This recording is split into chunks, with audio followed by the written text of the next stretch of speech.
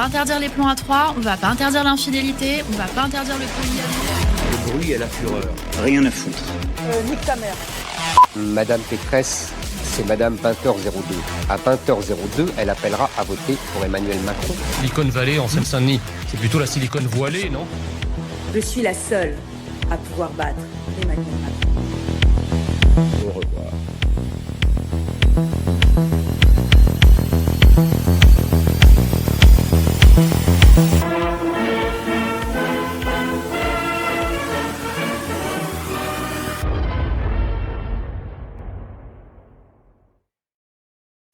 Eh bien, bienvenue dans ce 52e épisode de Divergence sur Divergence Politique. Bonjour Fabrice, bonjour Xavier, comment allez-vous? Bonjour Alexis, tout va bien. Voilà, Xavier qui a eu le plaisir hier de fêter l'anniversaire d'RT en français. Xavier... de RT tout court, pardon. Alors attends, je te mets à l'antenne parce que tu as un magnifique sweater, montre-le-nous. On déchire tout pour la Russie. Eh ben voilà, on déchire tout pour la Russie. On va en parler. Alors, vous le voyez, je l'ai affiché dans cette vignette. On va parler exclusivement de la question de l'Ukraine et de la Russie, des fameux Tomahawk qui finalement ne viendront plus. On l'a appris cette nuit. De la contre-offensive qui a été abordée par Trump des Ukrainiens sur la Russie. Alors ça... C'était, je sais pas, c'est quelque chose que Fabrice et Xavier, vous allez nous décrypter parce que je ne sais pas de quelle offensive il parle. Et lui non plus, il ne sait pas, à mon avis. Hein. Je pense que lui non plus ne sait pas, effectivement. Et d'Ursula von der Leyen qui annonce officiellement que l'Union européenne, elle n'a pas dit l'OTAN, l'Union européenne serait prête à la guerre en 2030 avec la Russie. Alors tout de suite, vous le voyez à l'écran, eh bien, c'est la fameuse conférence de presse qui a eu lieu cette nuit pour nous Français entre Donald Trump, Zelensky et donc les journalistes américains étaient présents. Marc Rubio était présent, Pete Hegseth qui avait une magnifique cravate d'ailleurs. Magnifique. Je ne sais pas ce que fait le service de communication de la Maison-Blanche et du Pentagone. Une cravate aux couleurs du drapeau russe. En face de Zelensky. J'ai trouvé ça magnifique en termes de com. Il y a quand même eu beaucoup de choses qui ont été dites dans cette conférence de presse, messieurs. La première chose qui a été annoncée par Donald Trump, c'est que les choses avancent bien avec la Russie. Alors, Fabrice, je te pose la question. On a été, moi j'étais assez surpris parce que ces dernières semaines, Donald Trump était extrêmement taquin avec Poutine et la Russie, extrêmement menaçant même. Et là, on a appris que finalement tout allait bien et que d'ailleurs il se rencontrerait dans 15 jours en Hongrie chez Orban. C'est-à-dire qu'avant la réunion qu'il a eue avec Zelensky, il ne faut pas oublier que Trump a eu le président Poutine au téléphone pendant 2 heures ou 2 heures et demie. Ah oui, et c'est le fameux, le dernier qui parle a raison. Voilà, ça c'est du grand Trump, donc il était rassuré. En fait, Trump, c'est quelqu'un qui a besoin d'être, je crois, câliné de temps en temps. Si on ne l'appelle pas au bout d'un mois, c'est loin des yeux, loin du cœur. Et là, il a eu sa conversation téléphonique avec Poutine, et je pense que ça lui a fait très plaisir. Je pense que Poutine lui a à nouveau réexpliqué, d'ailleurs, le service de communication de Poutine a rappelé la teneur des discussions qu'ils ont eues tous les deux. Poutine a rappelé le fait que la Russie avait un avantage stratégique, l'armée russe avait un avantage stratégique sur toute la ligne de front, que la livraison des Tomahawk, en fait, ne changerait absolument pas la teneur de la guerre, ni le résultat final de cette guerre, mais qu'en revanche, ça créerait des dommages sur les relations entre la Russie et les relations politiques et diplomatiques entre la Russie et les États-Unis. Et il a rappelé à Poutine, et je pense à Trump, et c'est ça qui lui a fait plaisir, qu'il était prêt à trouver une solution diplomatique et politique au conflit, et c'est ce que Trump veut. Donc à partir de ce moment-là, Trump, je pense, s'est senti rassuré, et il est arrivé dans des dispositions qui étaient tout autres face à Zelensky, puisqu'il a humilié Zelensky du début à la fin de la réunion. Ça a commencé au moment où l'avion présidentiel ukrainien a atterri sur le tarmac de l'aéroport. Il n'y avait absolument personne pour l'accueillir, sauf la représentante ukrainienne aux États-Unis.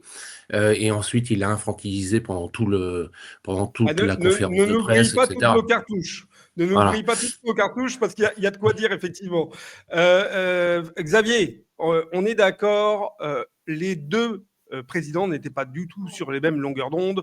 Je le répète, Trump disait que finalement tout avançait dans l'ordre avec la Russie de Poutine, et Zelensky lui disait, alors Trump disait d'ailleurs, Poutine est prêt pour la paix, et Zelensky disait, bah non, la Russie et Poutine ne sont pas du tout prêts pour la paix. On était vraiment aux antigones. Aux antipodes. Aux antipodes, Euh, pardon, aux antigones, n'importe quoi, aux antipodes, oui. En fait, moi, je pense qu'on a revécu ce qu'on a vécu à Anchorage. Je dirais de la manière dont s'est déroulé le cycle. C'est-à-dire, si tu te souviens juste avant Anchorage, donc la rencontre dans l'ouest des États-Unis, hein, je rappelle, donc c'était au mois d'août dernier. Donc, juste avant, on avait une phase où ça y est, Trump va mettre des sanctions secondaires contre le pétrole russe, etc. On était dans une montée en tension soi-disant entre les États-Unis et la Russie. Et puis tout d'un coup, on nous apprend donc au contraire, Poutine débarque à Anchorage. Et là, on était exactement dans la même séquence, c'est-à-dire que on nous a bassiné. Alors c'est la faute de Zelensky, ça faut aussi quand même le dire. C'est que je pense aussi ce qui n'a pas plu à Trump, c'est que c'est Zelensky qui a parlé des Tomahawks. Si on se rappelle la manière dont ça s'est déroulé, c'est la manière dont Trump a appris qu'il était question d'envoyer des Tomahawks, c'est par un journaliste dans une conférence de presse. Donc c'est ce à quoi on assiste, c'est ça, c'est que Trump, on a essayé d'emmener Trump plus loin qu'il ne voulait aller contre la Russie, et il a fait une manœuvre tout à fait habile, c'est-à-dire que il a parlé 2h30 au téléphone, mais cela dit, c'était aussi prévisible si tu écoutes le discours de Trump devant la Knesset à Tel Aviv, devant le Parlement israélien, où il a parlé de manière très élogieuse de l'action diplomatique de Witkoff. Parce qu'une fois de plus, ce qu'on voit derrière, c'est l'action de Witkoff. Et la question, moi, que je me pose toujours, c'est qui croit Donald Trump? Et je pense qu'il croit Witkoff. Je ne pense pas qu'il croit Kellogg.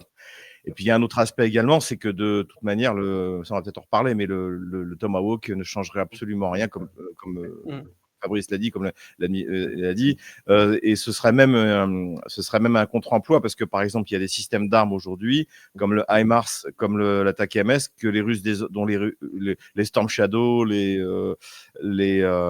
Scalp, dont les Russes maintenant ont détecté les algorithmes de fonctionnement, et ce qui fait qu'aujourd'hui, moi je serais client, j'achèterais pas du Scalp, j'achèterais pas de HIMARS. Le HIMARS, par exemple, à la base, c'est un armement très performant, puisque avec un système de fonctionnement très difficile à appréhender, puisque là, il décolle comme ça. Et une fois qu'il arrive au-dessus de la cible, il tombe à la verticale. C'est ce que Fabrice et moi avions vu à la prison d'Elenovka lorsque les Otano-Kieviens ont bombardé les propres prisonniers ukrainiens. On voyait un bâtiment qui avait explosé de l'intérieur avec un vecteur qui est arrivé. Un trou vraiment sur le toit. Ouais, vraiment, c'était impressionnant. Et d'ailleurs, ça fait partie des meilleures armes qui ont été données à l'Ukraine. Mais maintenant, les Russes les maîtrisent. Le HIMARS n'est plus un problème. C'est pour ça qu'ils en tirent sur Donetsk. Parce que sur les cibles militaires, eh bien, les Russes ont appris à gérer le. Donc voilà, j'étais un peu long. Mais ce que je veux dire, c'est que pour toutes ces raisons-là, finalement, on assiste à quelque chose qui était assez prévisible. Alors, Fabrice, justement, pour rester sur la question des Tomahawks, qui a été évacué par le président américain assez clairement. Zelensky a répondu à un journaliste en disant c'était un petit peu le souk à Marrakech quand on échangeait des Tomahawks contre des drones ukrainiens. Alors ça a été la tentative de dire bah voilà, si vous me donnez des Tomahawks, bah moi je vous donne des drones. Chose à quoi Donald Trump a répondu on fabrique déjà nos propres drones.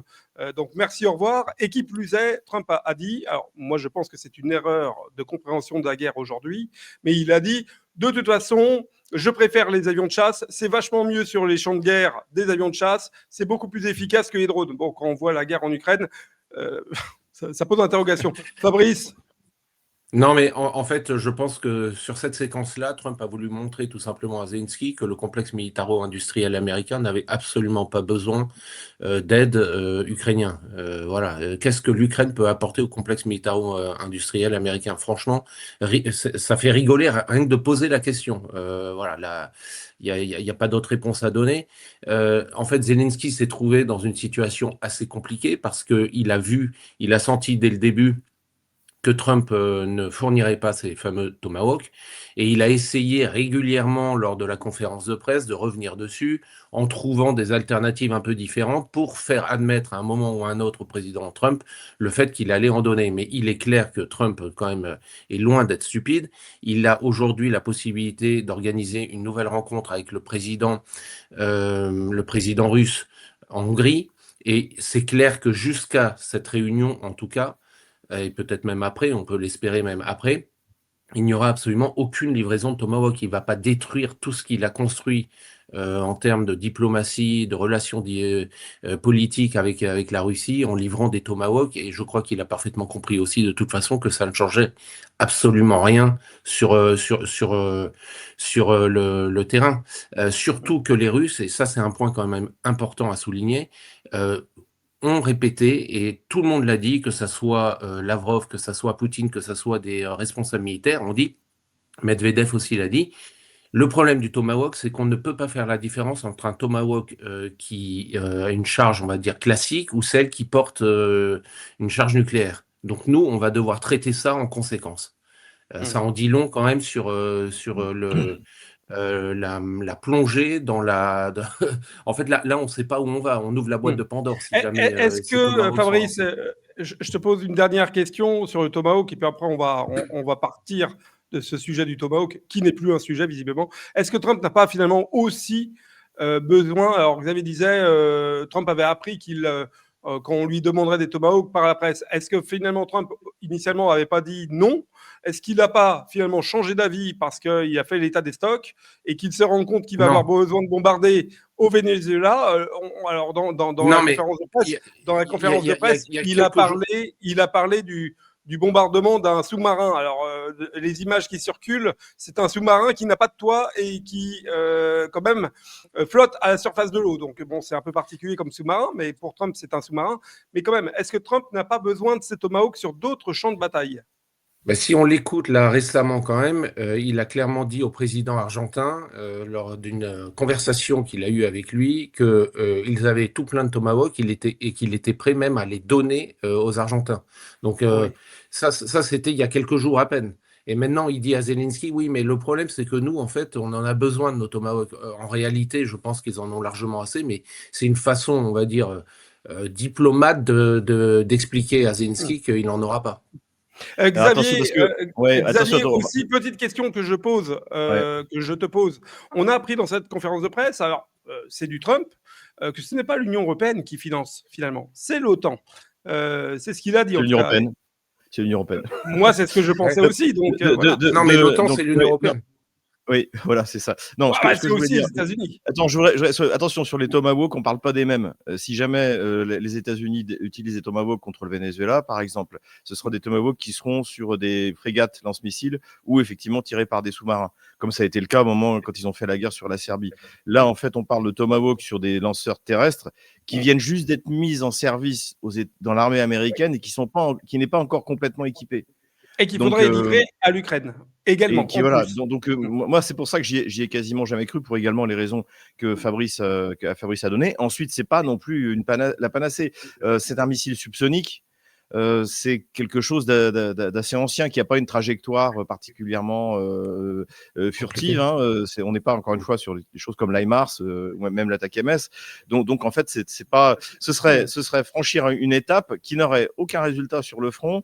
Et qui, même d'ailleurs, pour frapper dans la profondeur, et en plus nécessiterait la présence de soldats américains sur le sol ukrainien. Donc, effectivement, c'était peu probable. Alors, quant à savoir qui paye, il y a un tableau que j'ai cité dans mon dernier bulletin du Kiel Institute. C'est un institut allemand qui, d'ailleurs, le tableau a été cité dans toute la presse occidentale, donc on peut estimer que son calcul est bon, qui montre qu'il n'y a plus un cent qui est envoyé par les États-Unis en Ukraine.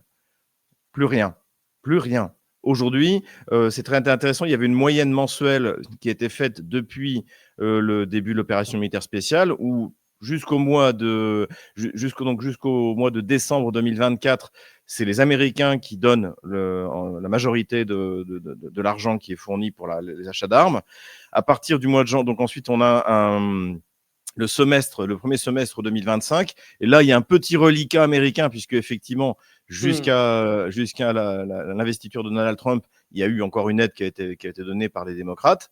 Et donc, mais là, déjà, l'essentiel, c'est l'Union européenne et l'OTAN, c'est-à-dire c'est l'Union européenne. Et ensuite, là, on voit les derniers mois, depuis juin 2025, là, c'est à 100%, c'est l'Union européenne et l'OTAN. Donc, ouais, alors attention, je fais une parenthèse, Xavier. Si c'est l'OTAN, c'est aussi en partie les États-Unis, puisque bien entendu, les États-Unis participent au budget de l'OTAN. Alors, non, mais on oui, reste mais on reste avec vous, messieurs. L'OTAN fonctionne pour l'Ukraine comme une centrale d'achat. Mais ceux qui payent, c'est l'Union européenne. Donc que ce soit mis au sein de l'Union européenne ou au sein de l'Union européenne, c'est Nicolas, Helmut et Giuseppe qui payent. Bon, alors c'est Nicolas qui paye. On va rester, en tout cas, on va changer un petit peu de sujet en restant sur notre thématique. Fabrice, on l'a vu dans cette réunion, la question a beaucoup tourné autour justement de ce rendez-vous qui aura lieu dans 15 jours en Hongrie. Alors, on imagine à Budapest, mais ça n'a pas été précisé. On a parlé de Hongrie au sens large du terme. C'est une ou un, je ne sais plus, journaliste qui a demandé justement à Zelensky quelles concessions il serait prêt à faire.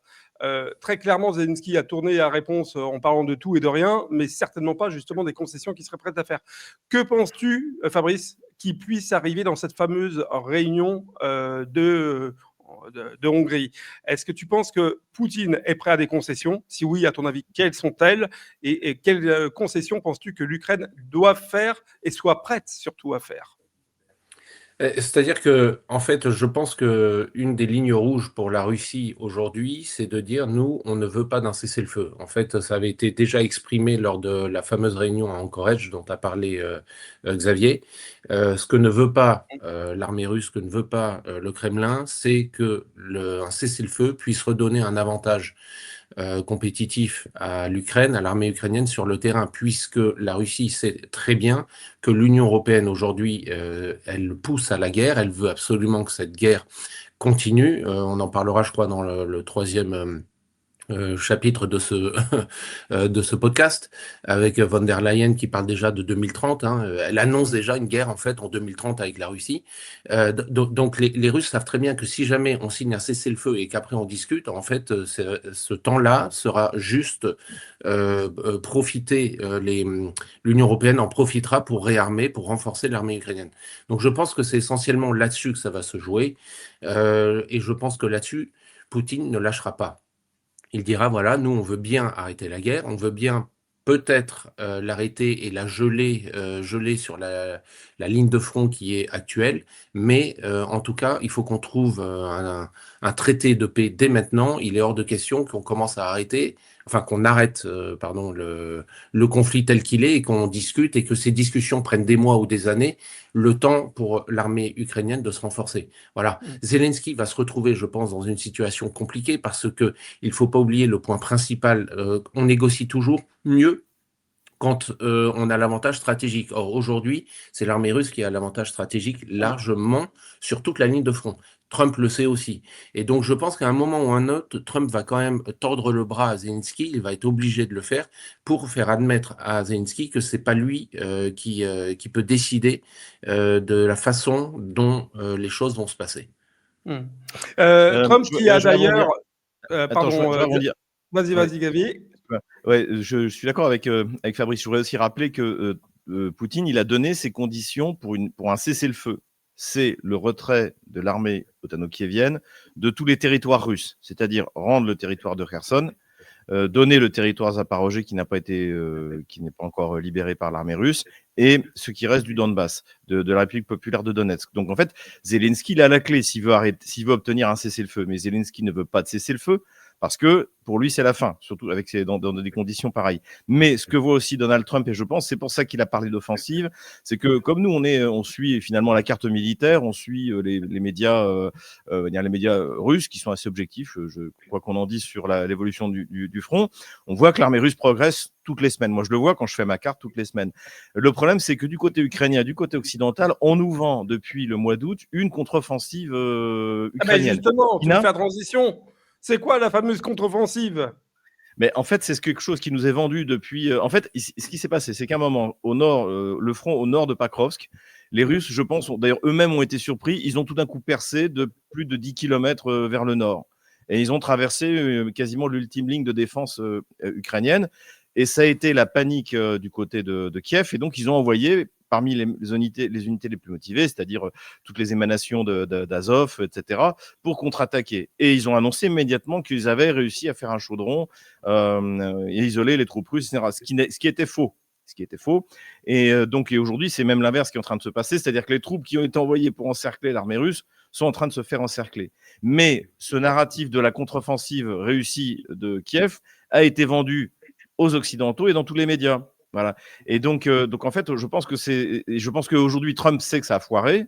Et donc, c'est ce qu'il dit. En fait, il se moque de Zelensky quand il lui dit alors, vous êtes parti à l'offensive. Il sait très bien que la contre-offensive a complètement raté. Et c'est ça le fond du problème. C'est que, pour finir sur le cessez-le-feu, c'est que finalement, les concessions à faire pour la Russie, vis-à-vis de la Russie, pour avoir un cessez-le-feu, c'est-à-dire la libération des territoires encore occupés par Kiev, des nouveaux territoires, ce sera de moins en moins coûteux puisque les Russes avancent partout, y compris dans la région de Zaporozhye. Et là, ils sont en train d'effectuer une grande manœuvre d'encerclement qui va taper jusqu'à Zaporozhye.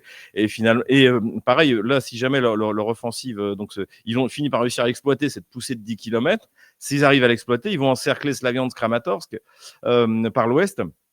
Et finalement, il n'y aura plus de grosses concessions à faire, sauf si Poutine décide de changer ses exigences. Et aujourd'hui, on n'en est pas loin parce qu'on a aussi une progression qui a lieu dans la région de Kharkov. Si ça continue comme ça, les Russes vont dire bon, vous êtes bien gentils, le temps est passé, les conditions vont changer. Et ce serait une belle leçon d'ailleurs à donner aux bellicistes franco-britanno. Justement, merci pour cette transition, elle est toute trouvée. J'allais te dire, Fabrice, on parle de Zelensky comme finalement le loser de cette série, encore une fois. Il y en a d'autres, des losers qui apparaissent au grand jour lorsqu'on lit ou lorsqu'on entend les mots de Trump. C'est l'Union européenne. À ce qui est prévu pour Budapest, pardon, encore une fois, on ne sait pas si c'est Budapest, mais on va dire pour la Hongrie. C'est une réunion, il l'a dit, bipartite, tripartite, et dans tripartite, il entend Orban. Orban, c'est déjà un grand pied de nez à l'Union européenne. De faire ça chez Orban, c'est quand même diplomatiquement un choix extrêmement fort. Est-ce qu'on n'est pas la risée après Macron en Égypte, alors que Trump était impérator à la Knesset et que Macron faisait le malin en Égypte pour rien, on ne sait pas pourquoi. Peut-être il est parti voir les pyramides, je ne sais pas, ou le port d'Alexandrie, quelque chose comme ça. Est-ce que là, Budapest, encore une fois, ça ne va pas être tombeau diplomatique de l'Union européenne ? C'est une énorme gifle, une humiliation totale pour l'Union européenne. C'est-à-dire que là, si on regarde la séquence qui vient de se dérouler entre le traité de paix ou le cessez-le-feu entre Gaza et Israël, où l'Union européenne, en fait, a été complètement absente. Là, ce qui est en train de se passer sur une guerre qui se déroule pourtant sur le sol européen, l'Union européenne n'a même pas son mot à dire. Ça, c'est le premier point. Donc, première gifle. Deuxième gifle, il faut se rappeler quand même que von der Leyen, l'Union européenne et tous les dirigeants des grands pays de l'Union européenne ont ostracisé, critiqué, menacé le président hongrois depuis des années. Et c'est chez lui que ça va se passer. Et c'est chez lui que l'histoire va s'écrire. Et l'Union européenne va être une nouvelle fois la grande absente. Donc c'est absolument magnifique ce que Trump est en train de faire pour nous, en tout cas, pour nous les patriotes, pour ceux qui ont compris que l'Union européenne était une machine à broyer la souveraineté et les nations. C'est-à-dire que là, il est en train d'humilier l'Union européenne parce qu'il a choisi un pays qui fait moins de 10 millions d'habitants, qui va être le centre du monde pour le règlement d'un conflit très important. Donc effectivement, c'est quelque chose quand même de très important qui est en train de se passer. Et moi, ça me fait sourire. Et je pense que par contre, les von der Leyen, Macron, Starmer et compagnie sont en train de pleurer à l'heure où on se parle. Mm. Et probablement Xavier, notre ami ukrainien Zelensky, qui doit pleurer parce que Trump lui a dit, il y avait une question d'un journaliste qui demandait est-ce que Zelensky serait présent en Hongrie. Et Trump a dit non. Mais il sera tenu au courant au téléphone. En gros, quand les décisions auront été prises, il recevra un SMS, hein, il recevra un petit message sur son WhatsApp en lui disant écoute, signe en bas du document. C'est quand même, franchement, pour Xavier, excuse-moi, la question est un peu triviale, mais qu'est-ce que vient faire Zelensky à Washington encore? Est-ce qu'il vient faire du shopping chez Saks? Je ne sais pas, il veut visiter le Capitole, mais pourquoi il vient se faire humilier? Je veux dire, c'est quand même dérangeant. Ça en est dérangeant quand même. Je pense qu'il y a plusieurs choses. Je pense que déjà, lui est au courant de la vraie situation sur le front et il veut parler d'autre chose. Donc, et il veut montrer qu'il a toujours le soutien de Donald Trump. Donc, je pense qu'il a voulu envoyer un message à sa population. Alors, je ne sais pas comment les médias ukrainiens, qui sont tous totalement soumis au régime, vont traiter de cette rencontre. Mais l'effet est pire que ce qui était prévu. Il ne s'attendait pas du tout à ça. D'après ce qu'on a appris, c'est qu'il a atterri aux États-Unis dans les conditions que Fabrice a rappelées au début de l'émission, mais il a appris tout d'un coup que Trump avait parlé pendant 2h30 avec Poutine. Et que donc, en fait, il était venu pour rien. Mais je pense c'est surtout visiblement vis-à-vis de son opinion publique. Il y a aussi sans doute la possibilité qu'il y ait des élections, parce que c'est aussi quelque chose que Trump demande depuis le début. Il avait dit que Zelensky était un dictateur. Et ce qu'on observe d'ailleurs, notamment dans des villes comme Odessa, c'est qu'il a nommé un espèce de skinhead à la tête de l'administration militaire. Donc je pense que Zelensky se prépare à des élections. Il est en train de durcir son contrôle, de renforcer sa dictature.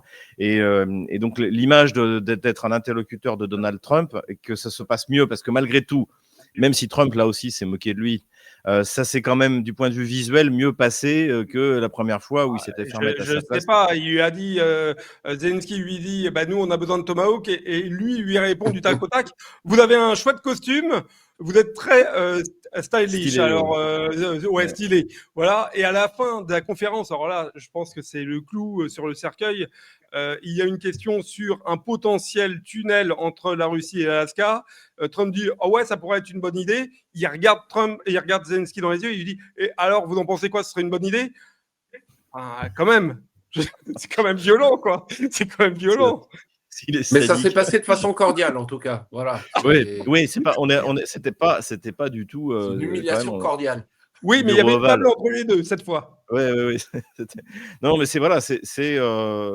moi, je pense que la séquence pour nous, je veux dire, nous les pacifistes et puis les pro-russes, c'est quand même, elle est extrêmement bonne. Hein. Faut pas se le cacher, parce que comme après Anchorage, il a donné de nouveau, on va se rencontrer, on ne sait pas trop quand.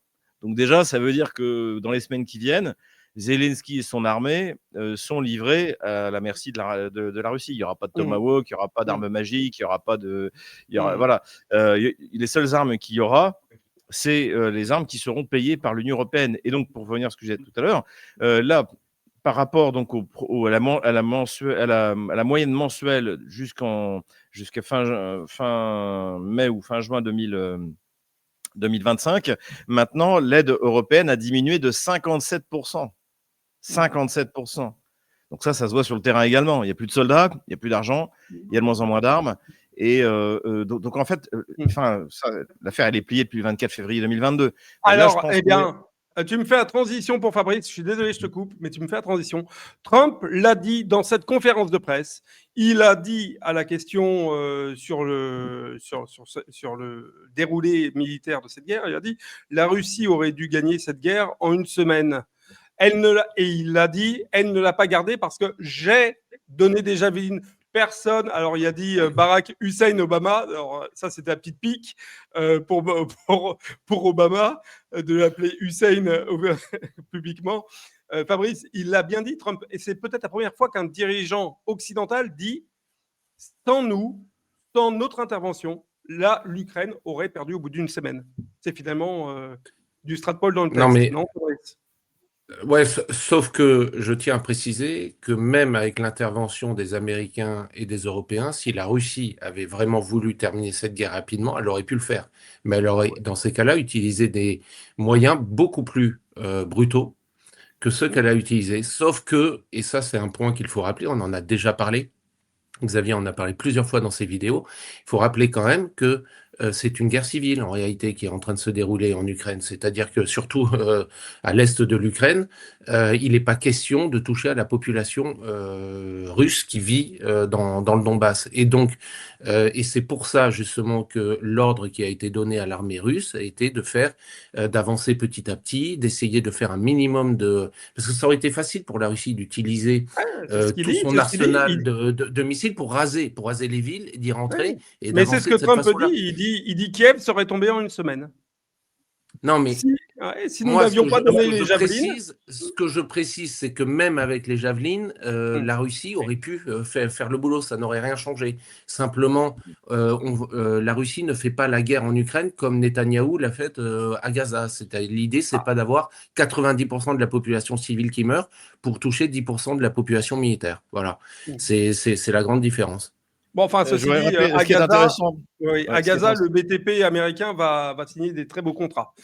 ce qui est intéressant de rappeler au passage, c'est que Trump rappelle qu'il n'a pas respecté les accords de Minsk pour lesquels les Américains avaient voté aux Nations Unies, puisque l'article 10 des accords de Minsk, c'est que tout soutien et toute livraison d'armes aux armées étrangères aux belligérants, c'est-à-dire la DNR, la LNR et le régime de Kiev à l'époque, devait cesser. Hein, c'était dans les accords de Minsk. Donc ça c'est au passage. Ensuite, les Javelin, il faut rappeler ce que c'est un missile anti-char qui porte à 2000 mètres, qui a la spécificité de taper sur le toit du char. Voilà. Donc c'est pas ça qui a arrêté l'armée russe. Qui a arrêté l'armée russe, c'est comme l'a très bien dit Fabrice, c'est les moyens limités qui ont été déployés. La Russie a attaqué à 1 contre 2, voire 1 contre 3. Au niveau des effectifs. Et ce qu'il faut aussi, ce qui n'a pas empêché de récupérer en 2022 60 000 km² du territoire ukrainien, ce qui correspond à 4 fois l'Alsace-Lorraine que les Allemands nous avaient pris il y a dans 1870. Donc voilà, faut quand même dire ça. Et ensuite, cette idée de gagner la guerre en une semaine, en 3 jours, c'est une idée américaine. C'est une déclaration du général Miley quelques semaines avant le début de l'opération militaire spéciale, et qui dit « Si la Russie déploie toute sa puissance, Kiev peut tomber en 3 jours. » Voilà. Mais c'est jamais été une déclaration d'un responsable russe, bien sûr pas Vladimir Poutine, mais aucun responsable russe. Et 2, la Russie n'a pas déployé toute sa puissance. La Russie a envoyé au début entre 120 et 160 000 hommes contre une armée. C'est les chiffres qui étaient donnés par Zelensky et Zaloujny, son chef d'état-major à l'époque, qui avait à peu près 420 000 hommes. Hein, 420, c'est entendu sur ces considérations. De toute façon, il y a tellement plein de bulletins et de livres qui ont été écrits par toi-même, notamment, sur cette question, que je pense que tous nos auditeurs sont bien informés de l'historique. Mais c'était assez intéressant quand même de voir Trump dire qu'il était, effectivement, tu as dit en plus, qu'il avait non respecté les accords de Minsk, et deuxièmement que c'était grâce aux États-Unis que l'Ukraine avait pu survivre à cette première attaque. Allez, il nous reste quelques minutes, Xavier, comme je me suis engagé à te libérer.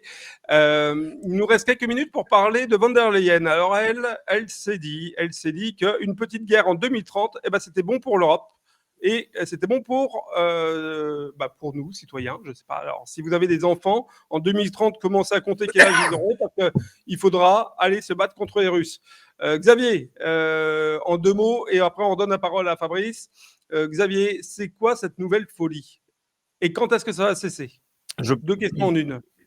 Je pense que ça fait écho aussi aux déclarations qu'on a pu entendre par notamment le ministre des Affaires étrangères polonais, Radosław Sikorski, qui est un russophobe fanatique, et qui a dit que l'Ukraine avait l'intention de se préparer à la guerre pour les 3 années qui venaient. En fait, aujourd'hui, ce que veut l'Union européenne, c'est que la guerre continue. Il faut maintenir artificiellement le rideau de fer entre la Russie et le reste de l'Europe. C'est ça l'objectif. C'est l'objectif des néoconservateurs. Et aujourd'hui, les néoconservateurs ont de grosses difficultés aux États-Unis. Mais en revanche, ils ont trouvé leur rond de serviette à Bruxelles. Donc, je pense que c'est dans ce cadre-là, c'est de maintenir un état de guerre permanente. Ça permet de contrôler les populations. Ça empêche l'Europe d'accomplir son destin. Le destin de l'Europe, c'est une grande Europe des nations unies derrière la Russie qui sera la plus grande puissance. De toute manière, démographiquement, économiquement, militairement, il y a pas photo, quoi. Et donc évidemment, c'est ce que ne veulent pas les conservateurs, c'est ce que ne veulent pas les anglo-saxons. Si on a un peu de temps, on pourra parler du rôle de l'Angleterre, qui, à mon avis, est fondamental. Alors, a priori, Farage finirait par accéder au pouvoir, ça peut peut-être changer la donne, mais là, pour l'instant, on a vraiment l'Empire britannique tel qu'il était au 19e siècle, qui veut mettre l'Europe à feu et à sang, qui ne veut pas avoir de puissance dominante en Europe, contre l'évidence. Et je pense que c'est ça. Le but, c'est ça, c'est que l'Europe continentale ne fasse pas bloc pour prendre sa place, la place qui doit être la sienne, au XXIe siècle, avec la montée en puissance de l'Asie, et avec ce bloc américain, anglo-saxon, qui est très menaçant finalement. Allez, Fabrice, comme dirait le générique sur GPTV, il ne faut pas avoir peur. Est-ce qu'on nous vend, on nous vend à mort la peur, là, quand même, hein? En fait, je pense Xavier a déjà répondu en grande partie, c'est-à-dire qu'ils veulent la guerre parce que de toute façon, Van der Leyen, à partir du moment où la guerre se termine, où l'Ukraine est défaite, c'est sa défaite à elle aussi. Et du jour où elle n'a plus le pouvoir, elle part en prison. Elle a des casseroles énormes, elle, comme beaucoup de dirigeants de l'Union européenne. Donc, pour cette raison, ils ne veulent pas la paix. Et ceci étant, donc, ils ont besoin de fabriquer un ennemi. Parce que quand on regarde en fait les déclarations des Russes, il n'y a à aucun moment aucun responsable, qu'il soit militaire ou politique russe, qui n'a jamais déclaré, ou en tout cas menacé l'Union européenne, ou dit voilà, nous on va aller jusqu'à Paris, Au après contraire, l'Ukraine on va. au contraire, il y a eu des ils le prises disent. de Donc, parole. Il y a justement eu des prises de parole pour dire que non, c'était complètement un fantasme. voilà, donc c'est bien ça. On est dans une volonté aujourd'hui des dirigeants de l'Union européenne de fabriquer un ennemi pour maintenir la pression sur les populations de l'Union européenne et pour se maintenir au pouvoir. De justifier son existence, tout à fait. L'Union européenne doit justifier son existence. Elle n'est plus un espace de prospérité, donc elle va devenir un espace de guerre. Alors, messieurs, dernière question sur cette thématique de la guerre. Ceci dit, personne n'a réagi en France. C'est-à-dire que je ne sais pas, je ne suis pas président du Rassemblement national, des Républicains, du PS, des LFI ou de je ne sais pas quel parti, mais moi, aujourd'hui, ce serait le cas, j'entendrais une personne qui n'est élue de personne, tout simplement, qui dit « votre pays va aller se battre contre les Russes », je dirais « mais au nom de quoi vous parlez ?» Personne ne la veut, cette guerre avec la Russie. Il y a que Van der Leyen. Mais aucun homme et sa clique politique, oligarchique. aucune personnalité politique n'a relevé cette Voilà. parole. Pourquoi? Ni dans Parce un que le sens, régime ni dans d'Emmanuel l'autre. Macron. Alors, Fabrice et Xavier, pardon. Non, mais j'ai dit personne n'a relevé parce que je pense qu'aujourd'hui, ils n'ont pas relevé non plus, ni pour le soutenir, ni pour dire voilà, nous, on la veut pas. Je pense que de toute façon, ce sont des paroles qui pèsent rien aujourd'hui. Je crois que l'Union européenne n'a pas les moyens de toute façon. Oui. De ses ambitions, tout le monde le sait. Même en 2030, on ne sera pas prêt. Et puis alors, je veux dire, aujourd'hui, on est dans une séquence où tout le monde parle de la paix en Ukraine. Le monde entier est rivé sur la prochaine réunion qui va se dérouler en Hongrie. Et il y en a une qui lève le doigt et qui dit ah ben non, nous on veut la guerre en 2030. On est dans un anachronisme total. Xavier, tout à fait. Moi, je pense que la séquence, c'est l'acte final de l'Union européenne. C'est aussi simple que ça. À quoi sert l'Union européenne? Encore une fois, il y a deux promesses, la prospérité et la paix. La prospérité, aujourd'hui, c'est une zone d'extrême pauvreté. Il n'y a qu'à voir ce qui se passe en France. Et c'est la guerre. Donc, mais ce qu'il faut, c'est utiliser cette guerre. Comme dans tous les régimes autoritaires affaiblis, la guerre, la menace extérieure est un levier qui est utilisé.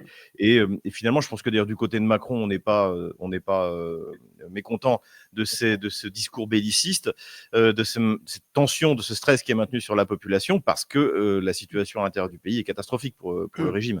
Donc, on a essayé de nous vendre, pour nous faire peur un petit peu, le variant Frankenstein. Alors le nom est extraordinaire du Covid. Bon, finalement, ça a fait un flop. Donc ils se sont dit, on va revenir aux valeurs sûres. à ce qui marche, on va revenir aux Russes. Bon, voilà, donc, allez, messieurs, on a passé une super émission tous ensemble. Je suis dans les délais que j'avais promis, Xavier. Xavier et Fabrice, allez, parlez-moi un petit peu de votre actualité, donc de la semaine passée, puis de celle à venir. Fabrice, toi, ton canal est extrêmement prolixe actuellement en information géopolitique sur tous les terrains. Tu es présent. Surtout le Moyen-Orient Ah oui. et ce qui se passe bien sûr en Russie et en Ukraine. Voilà, c'est Ah. les 2 points principaux pour le moment, mais je pense que tôt ou tard, on va peut-être se déporter un petit peu vers le Venezuela, au cas où. En tout cas, j'ai un œil attentif sur ce qui se passe au Venezuela. On verra un petit Ouais. peu Je pense dans que, les jours ou les je semaines pense qui que viennent. tu fais bien parce qu'à mon avis, ça va venir vite. J'ai adoré le fameux sous-marin coulé par les Américains. On a vu les vidéos en même temps qui tournaient. Alors, en fait, le sous-marin, quand même, méfiez-vous, les gars, parce qu'il faut être vigilant avec les termes. Le sous-marin est en fait un bateau, comment on appelle ça, les bateaux rapides, là, voilà, donc sans Une toit. vedette rapide. Voilà, une vedette, je ne sais pas comment on appelle ça, voilà. Une vedette qui n'avait donc pas de toit et qui était à la surface. Donc le sous-marin, Non, c'est un sous-marin. Maintenant qu'il est écoulé, c'est un sous-marin. Effectivement, tu as raison. Trump fait des miracles.